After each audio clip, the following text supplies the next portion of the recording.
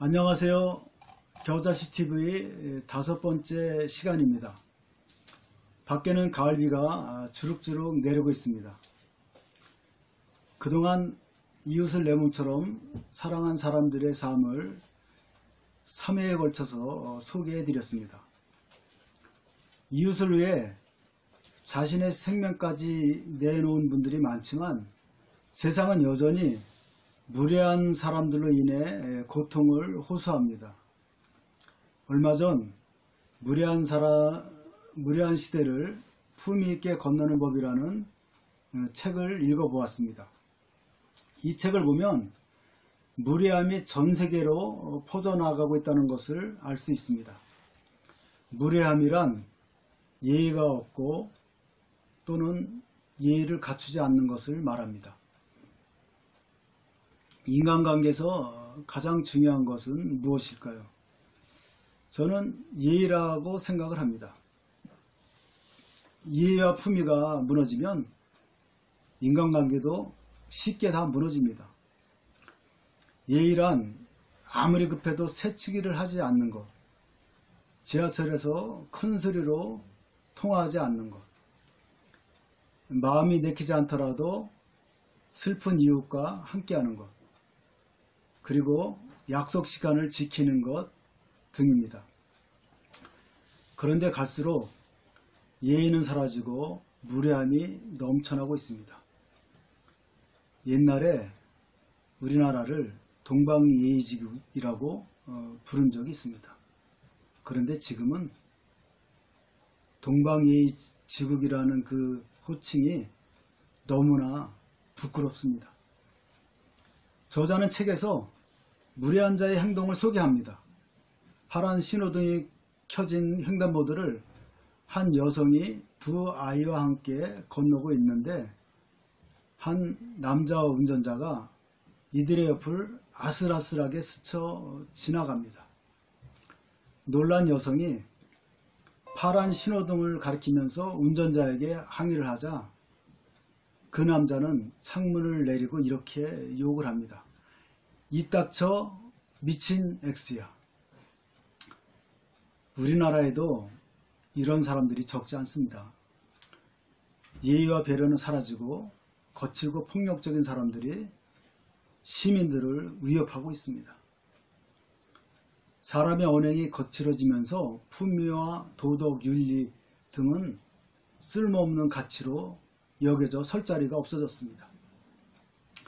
하지만 무례함의 대가는 너무나 크다는 것입니다. 무례한 나치의 두목 히틀러는 지하 벙커에서 곤충으로 자살을 했습니다. 무례한 독일 군대는 400만 명이나 넘게 죽습니다. 코리아사는 무례한 나치에 복수를 하지 않았습니다. 모든 사람이 코리 여사처럼 용서하지는 않습니다.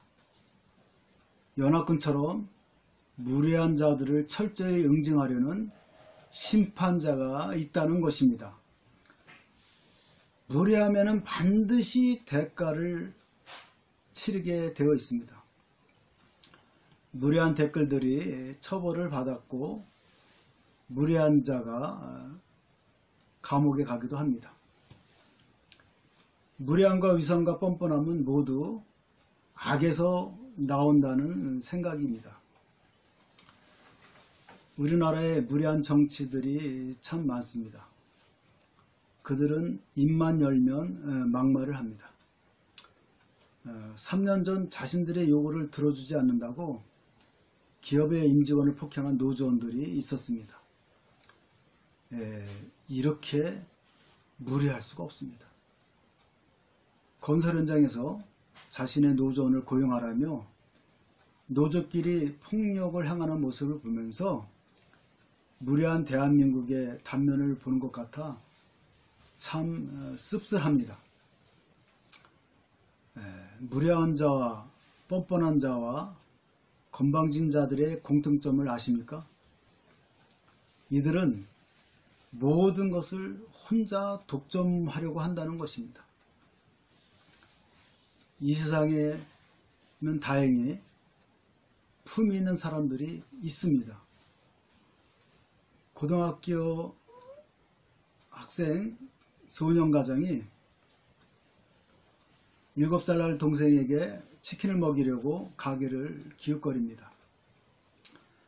5,000원어치만 주세요 하는 형제를 주인은 공짜로 푸짐하게 대접을 합니다. 동생은 형 몰래 몇 번 더 찾아가 치킨을 얻어먹습니다. 주인은 동생을 미용실로 데려가 머리를 깎아주기도 했습니다. 형은 체인점 본사에 긴 감사의 편지를 씁니다. 저도 커서 어려운 사람들을 도와주시는 사장님같이 멋있는 사람이 되겠습니다. 다음날 치킨이 불티나게 팔렸고 치킨집 사장은 매출에 후원받은 금액을 보태서 수백만 원을 어려운 사람들을 위해서 기부를 합니다. 치킨집 주인 이야기엔 사람의 온기와 품위가 있습니다. 예의나 품위가 필요 없는 사회는 어디에도 없습니다. 직장에서는 더욱 예의가 필요합니다. 동료 간에도 예의는 필수적입니다. 부부 사이에도 부모와 자녀 사이에도 지켜야 할 예의가 있습니다. 신앙생활에서도 예의는 중요합니다. SNS 시대에도 지켜야 할 예의가 있습니다. 저는 상냥함, 솔직함, 다정함, 정중함을 품이라고 했습니다. 지난 방송에서 유대인을 숨겨준 코리 여사의 일생을 소개했습니다. 코리 여사를 존경하면서도 왜 코리 여사처럼 살 수는 없는가 하고 스스로 생각해 보았습니다. 그 이유는 이웃을 내 몸처럼 사랑할 의지가 약하기 때문이었습니다. 이웃을 내 몸처럼 사랑한다면 무례할 수가 없습니다. 얼마 전의 일입니다. 수개월 동안 리모델링을 하는 이웃집의 소음과 먼지 때문에 많은 불편을 겪어야 했습니다. 그런데 그 집주인은 한 번도 주변 이웃에게 양해를 구하지 않았습니다. 공사가 끝나고 나서 그 집이 사무실이라는 것을 알게 되었습니다. 직원들이 종종 담배를 피우러 옥상에 올라가기도 하고 큰 소리로 전화를 하기도 하였습니다. 잘못하면 직원들과 갈등이 생길 수 있다는 생각이 들었습니다. 방법이 없을까 생각하다가 자그마한 선물을 들고 사무실로 찾아갔습니다. 안녕하세요. 옆집에서 왔습니다. 예전보다 통화할 때나 담배를 피울 때 이웃을 배려해 주는 것 같아 감사의 마음을 전하러 왔습니다. 하며 선물을 드렸습니다. 직원들의 얼굴에는 미소가 보였고 사장님은 너무 미안해하면서 더욱 조심하겠다는 말씀을 했습니다. 그리고 전화번호까지 알려주면서 불편하면 언제든지 전화를 달라고 했습니다. 잘못하면 싸움이 날 수도 있었지만 예의를 지키니 문제가 다 해결되었습니다. 손해보는 것 같지만 품위가 이깁니다. 예의가 이익입니다. 무례한 시대를 품위 있게 건너는 법은 사랑밖에 없다는 생각입니다. 코리 여사는 사랑으로 무례함과 증오를 이겼습니다. 작가 팔라다는 품위 선언문에서 이렇게 말했습니다. 바르게 살아라. 타락에 빠지지 마라. 품위를 유지하라. 마태복음 7장에 보면 남에게 대접을 받고자 하는 대로 너희도 남을 대접하라는 말이 있습니다. 남을 대접하는 일은 쉽지 않습니다.